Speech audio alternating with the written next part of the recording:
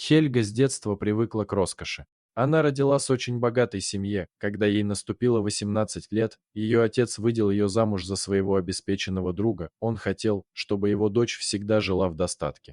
Одним весенним днем Хельга услышала стук в дверь. На пороге стояла пожилая цыганка. Она трясущимися руками подняла ладонь миллионерши и произнесла всего несколько слов. Хельга потеряла дар речи. В ее глазах застыл ужас, смешанный с неверием. Шелковый платок соскользнул с ее плеч, упав на мраморный пол особняка. Цыганка, вся в морщинах, словно карта прожитых лет, прохрипела: Ты заплатишь за свою ложь». Голос ее был слабым, но каждое слово отдавалось эхом в огромном зале.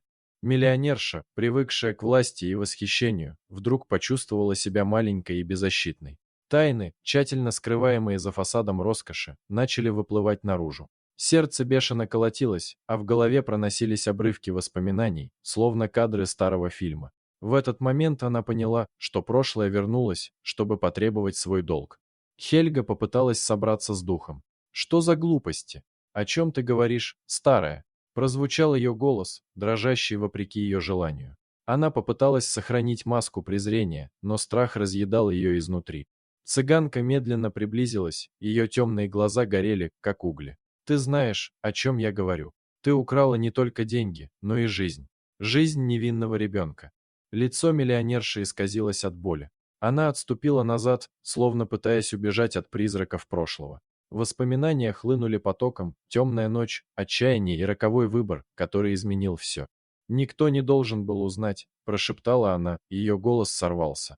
Цыганка остановилась прямо перед ней, и ее морщинистая рука поднялась, чтобы коснуться щеки Хельги.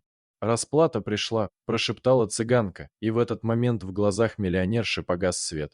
Она рухнула на пол, словно сломанная кукла, а шелковый платок остался лежать рядом, напоминая о роскоши, которая не смогла скрыть гниль в ее душе. Спасибо за просмотр. Подписывайтесь на канал, где вы найдете еще много интересного. А также ставьте лайки и пишите комментарии, что думаете насчет этой истории.